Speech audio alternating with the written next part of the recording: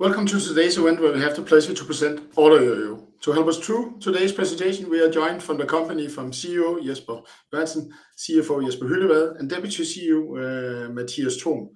Today's event, we will cover the Q1 trading updates. Again, yield a good momentum and the fourth guidance upgrade within a year.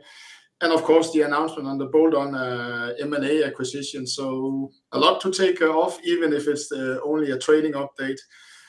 As always, ask questions in the box down below. Do it in English, do it in Danish. In Danish, I will try and translate to the best of my abilities. But for now, I think I will hand the call over to you, Jesper. Thank you, Michael, and thank you, everybody, for joining the call. As Michael said, I'm here together with Mathias Thom, Deputy CEO, and our CFO, Jesper Hyllevad, and I'm Jesper Johansen, the CEO of the company.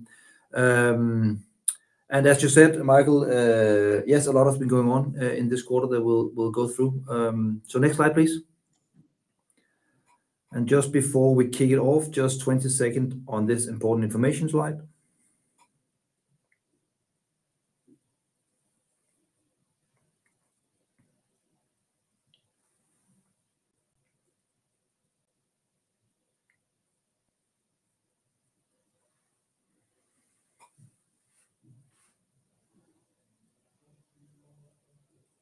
Thank you, and let's start, Michael.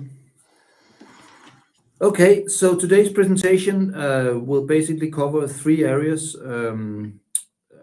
Before I'll hand the word over to Mathias, who will talk about market conditions in general, our current market conditions as we see it. We have an update on that. After that, I will talk about the Kingfood acquisitions that we announced this Monday, and at the very end, Jesper will talk a little bit about our Q1 performance. But before we do that, just a brief overview. As you all know, our purpose is to liberate the local independent takeaway restaurants, and we have been doing well in Q1. Had a strong quarter that we're proud of. We're still the market leader in Europe, including the largest markets, the UK and Germany. And after the Kingfood acquisitions, we're even bigger in UK and Ireland. Realized a 39% growth year on year on ARR, bringing it to 226 million Danish kroner. And we were profitable in the quarter compared to our loss last year. And we are now more than 275 dedicated restaurant liberators. So very proud and happy about this first quarter of 23. Over to you, Mathias. Thank you, Jesper. Next slide, please. Size, profit, and growth matters. We did a run rate of 226 million DKK by March 2023. And a profit of 2.7 million DKK in the first quarter of 2023. We are profitable and we will pursue this path in the future. Key to our success is market leadership. We are number one in Europe since day one with the merger with AppSmart last year. We have market leading position in the two main European markets, UK and Germany, also in Ireland, Denmark and Austria. We continue our journey, keep growing organically and inorganically, and further strengthen our position. Next slide, please. Market conditions for restaurant partners in the UK are still tough, and for the end users, as you can see. The reason is a squeeze on household real incomes and the impact of past interest rate increases. For restaurant partners in Ireland, the situation is moderate, but remains rough for the end users. For Denmark, Germany, and Austria, we see modest market conditions for both restaurant partners and end users, mostly due to macroeconomic factors like past interest rate increases. Even the market conditions are tough, we see a very strong performance, and we are gaining market shares versus portals and other white label providers.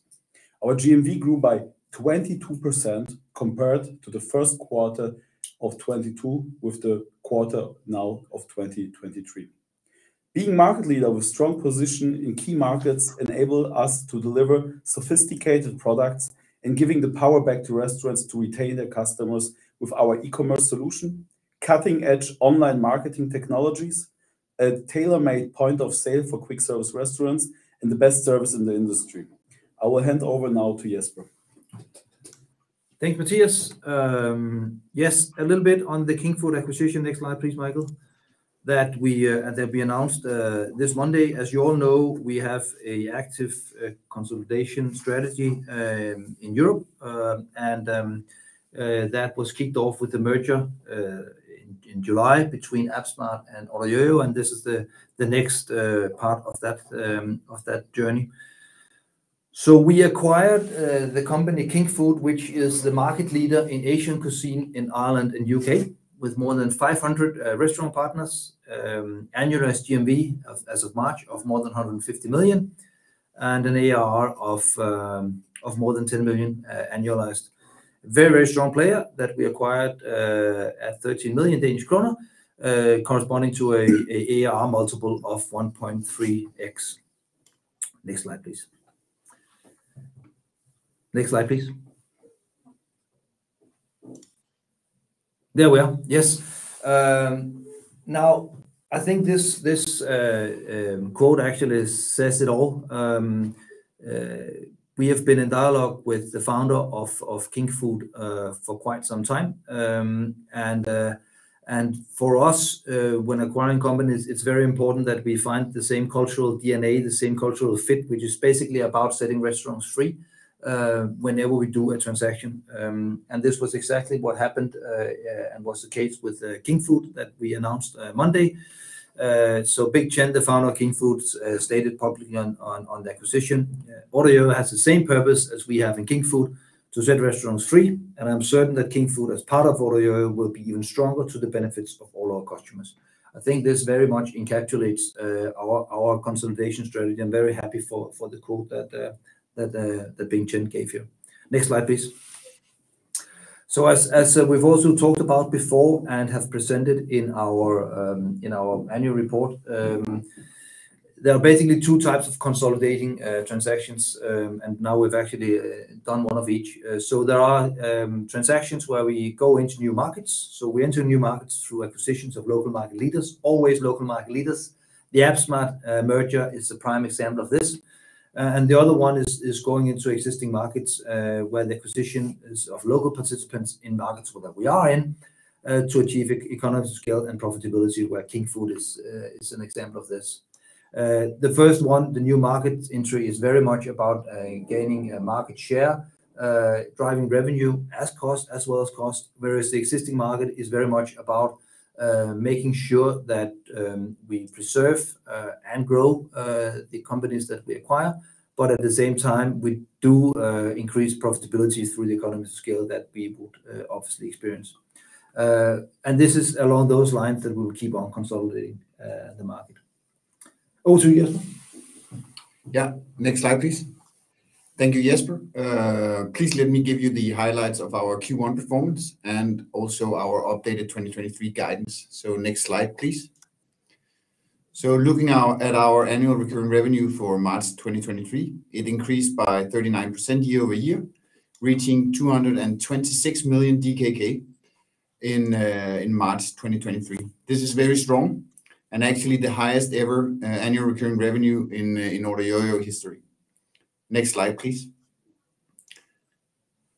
So our March GMV increased by 22%, reaching 2.3 billion DKK. And as Matthias alluded to, this is very strong in a challenged market in which we see peers not growing or even dropping in their GMV. So again, very strong performance in a challenging market. Next slide, please. So our Q1 net revenue reached 54 million DKK versus 42 DKK. Please bear in mind that the comparison number here for 2022 is prorated pro forma net revenue, including AppSmart, an increase of 29%. So again, very strong. Next slide, please.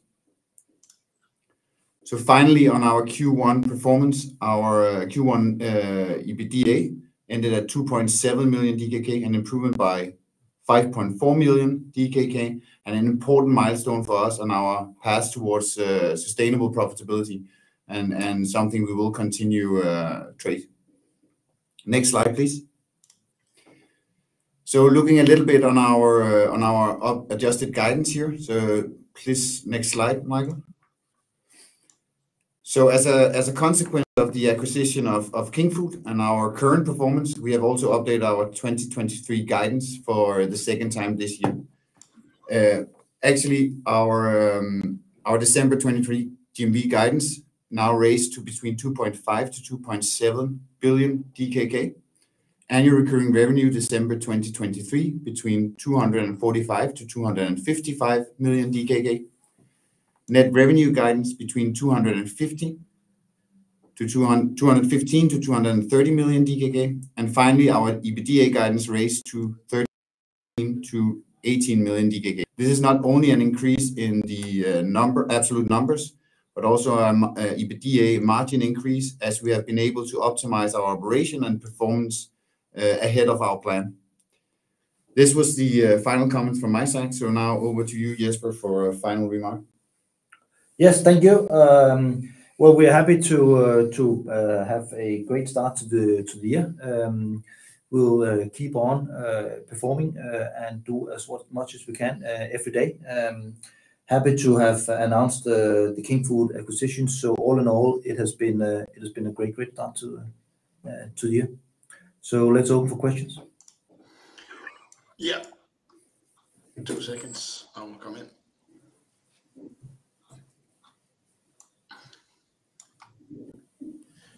The first one, do we have any extraordinary cost in the quarter? You know, you mentioned that you're EBITDA, but normally I think you guide on EBITDA before extraordinary costs. So did you have any extraordinary cost in this quarter? Yeah, true. I mean, EBITDA guidance is before any other extraordinary items, and then other extraordinary items in 22 was transaction costs, and there will in Q1 and Q2 also be extraordinary costs relating to the Kingfood acquisition. But this is truly transaction costs, so extraordinary nature. Yeah. So this quarter on, it will come next quarter, if I understand you correctly. Is that correct? Might be there will actually be a little bit here, but whether how it will be between Q1 and Q2 is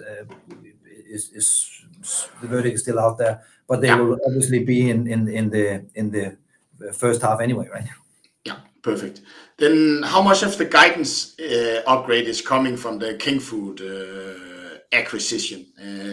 I'm thinking, you know, you buy some revenue, you buy some ARR, but have you also put something in like synergies, something you can cross sell between the companies in your guidance upgrade? So how much is this Kingfood and how much is it the Q1 performance that is already ahead of I guess what you expected? Yeah. Now, a good question. I mean, it's difficult to say what exactly is what, right? But you could say a benchmark figure is that I think we're increasing with around 20 million for ARR, and the ARR coming from Kingfood is 10. So a good indication would be 50-50. Now we of course have a business plan where we as we saw in AppSmart will do cross selling, and we will definitely also do that in Kingfood. We were very good at implementing cross selling in the AppSmart OrderYOYO merger, with a lot of growth fees and marketing products sold in Germany, and POS systems sold in UK, and we will do that for the Kingfood estate as well. Perfect. And then there's a question: how does the ARR multiple of Kingfood compare to the expectations for future acquisitions? I guess you can't talk so much about that, but what are your feelings out right now in the market? You know, it was below your multiple, and low can always be discussed. But is that what you're seeing out there when you're discussing with smaller partners? No, it's actually a good question in the sense that it's of course always difficult to say what will the multiple be the next time you know we acquire something. But what we can say is that we're always striving to make sure that the acquisitions that we do is actually preferably below our own, in the sense that we do accretive acquisitions. And this is actually a discussions that we have upfront with all our targets. that part of this acquisition for a target is to join our family, and we are normally paying, and we're also doing this in shares, a bigger chunk in shares, and for that reason we will not dilute the current shareholders too much, and that means we want to trade these companies, or buy these companies at a lower multiples than we are trading ourselves. And it's quite right. We're trading around, I think, 2, and we're buying at 1.3. So this is very much a matter of relative valuation when we do that, and that's a target for us, that we keep on doing that.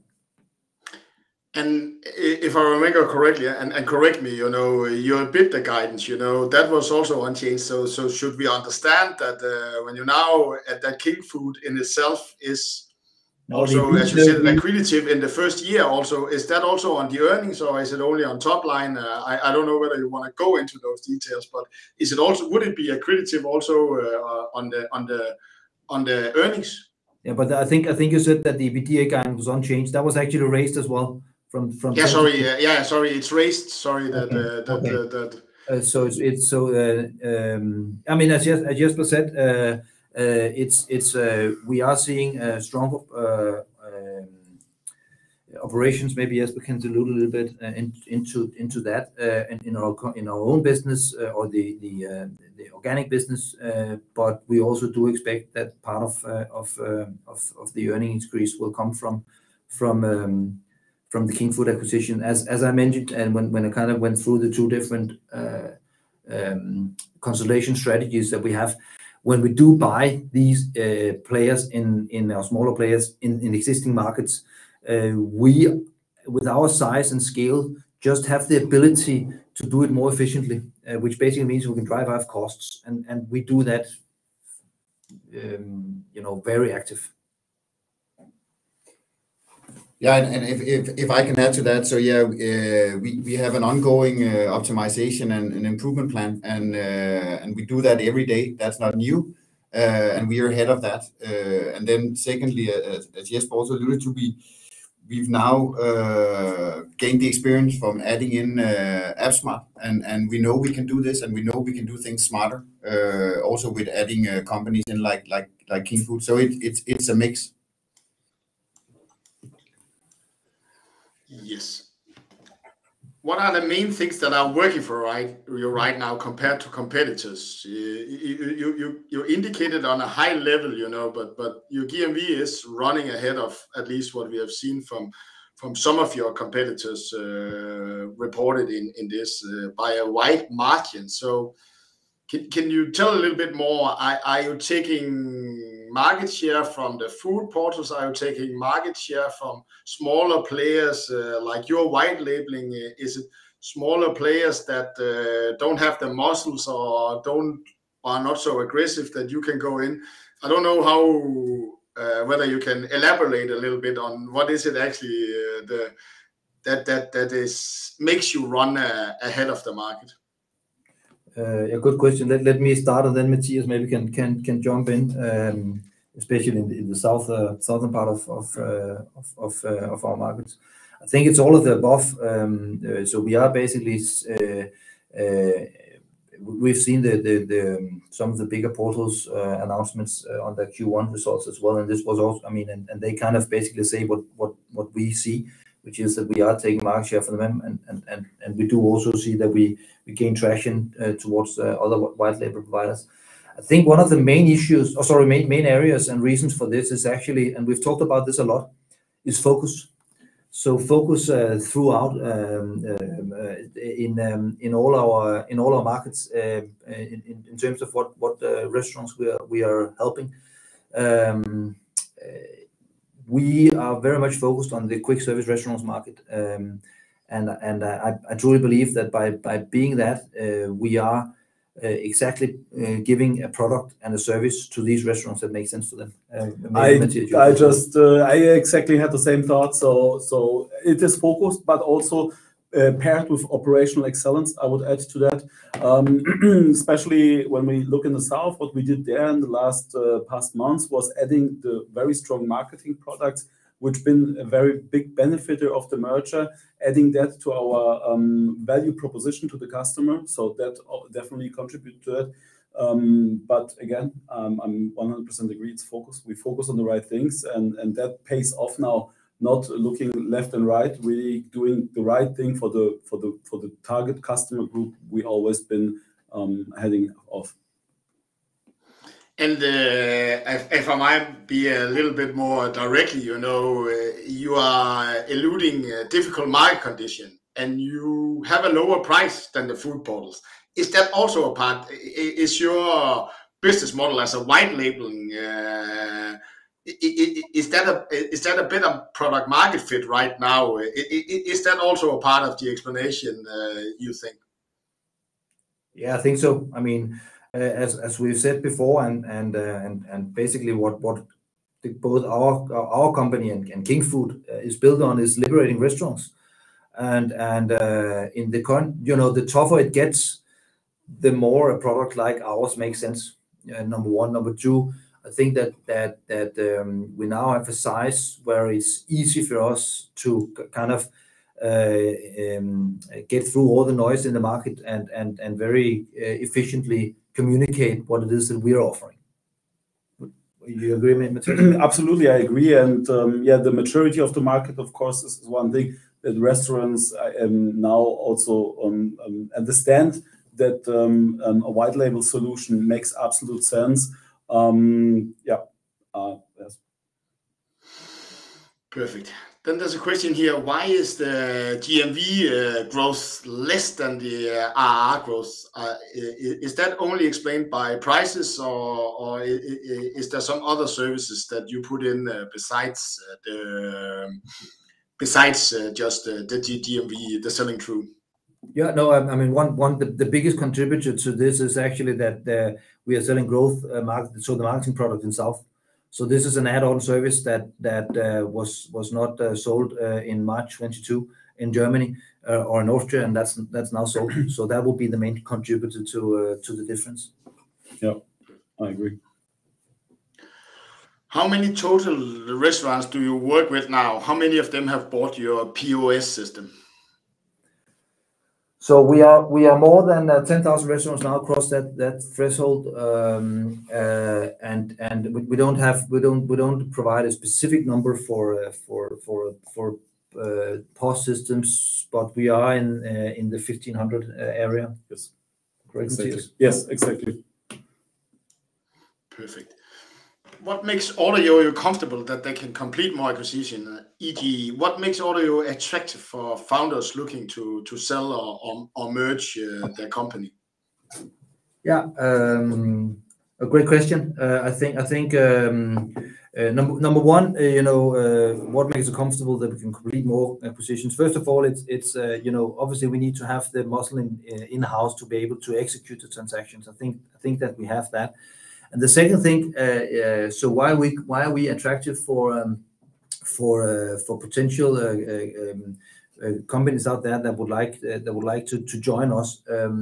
And I think it goes very much hand in hand with the quote that we got from Bing Chen, so the founder of King Food, right? So it's about basically that first of all we share the cultural fit. So we have a culture of liberating restaurants, which resonate very well with a lot of the other smaller white label providers that are out there, number one. Number two, I think that a lot of the smaller players hit a glass ceiling, so to speak, in the sense that it's becoming more and more complex and more difficult to run these operations that we do. So being a part of a big organization like ours makes sense, both in terms of operational excellence that Matthias alluded to before, but also in terms of product offering. They can actually see that we can offer more for their customers than they can themselves. I think that's the main drivers. Yeah. And I guess that's more true for the bolt-on acquisitions. I guess you are still also targeting not only bolt-ons, or what you call market expanding in your market, but also trying to get the number one or number two in new markets to expand also geographically. So if if I had the number one player in Switzerland, what should make me want to join? If I maybe already have some of the advantages in one country that you are now enjoying on the earning side and on the growth side. Yeah, I think first of all, please send the number. Okay. First need to make it, but no, jokes aside. Basically, it's a lot about the same, because what we see is that the local players, and this was actually also the case with AppSmart, that was basically more or less the same size as OrderYOYO was. We still had the opportunity together to create new products, and we could actually fill up the product portfolio that we could sell between the two estates. Now, the next one joining us would obviously, even though they will be number one in another attractive market, will still be significantly smaller than us. So the things that we can bring to the table, also to new players in new markets, are some of the same stuff that we do to the bolt-ons. Obviously, when we do acquisitions, or we'll do that in new markets, it's a little less than of a cost game, in the sense that we since it's new markets, we'll not have operations there, so we will not be able to take out a lot of costs. But the ads or the add-ons that we can actually bring to players in new markets are actually the same. Then there's a question here: what is the cash share split of the Kingwood acquisition? So sorry, the cash. The cash share split of the Kingwood acquisition. Are you paying anything in cash and I think it's everything in shares? No, it's around 70% in shares, so around 9 million in shares and around 4 million in cash. Perfect. And then I think we have a final question. You have now been popular on EBITDA for some time. However, when do you expect to be cash flow positive? Also, do you have any midterm financial targets besides, I guess, the 25,000 restaurant partners? So firstly, when do you expect to be cash flow positive, or adjusted EBITDA, cash adjusted EBITDA? Do you have any sense of that, or do you want to communicate that? So yes to the first one, we have a sense, but no to the second. We will not communicate that, and the reason for that is that there are still uncertainties in that, but you can see now we are ahead of our EBITDA plan. So I feel comfortable that we will reach that milestone in the nearest future. But it's something that we will definitely communicate when we are there, for sure. But I mean. If you look at our updated guidance now on EBITDA, it's fair to say that we are not that far away. You can see that just by looking at our annual report. So that's not a secret. But we are chasing it every day. It's a milestone for us, and when we are ready to communicate on this very important target, we will do so. And if I should just try and understand what you mentioned there, Jesper, is that the size of your EBITDA is nearing the size of your what is it called? The activated IT investments, as the one you activate on your balance sheet. Is that what you meant by this answer? Yeah, it is. So we are closing that gap basically every day, and it is a clear strategic milestone for us. So what I will guarantee everyone here is that it's something we work on every day, and that everyone will be notified via the right channels when we are there. Perfect. And do you have any midterm financial targets, maybe on the earnings side or on the cash flow sides, that we should be aware of? Well, we do internally, but again, it's the one communicated here is our targets for the year, and that's where we are at this point. I think everyone needs to understand that in now with the acquisition, there's risks, upsides, and uncertainties in such a case, and we need to see it work. But everyone will be a lot more clever and informed by the time of our half-year report, for sure. Perfect. I think we got through all the questions and we got through the presentation. Thank you to you, Jesper, and Matthias for taking us through it, and thank you for the audience for listening in and asking questions and taking us around. May everybody have a nice weekend. Thank you. Thank you. Thank you.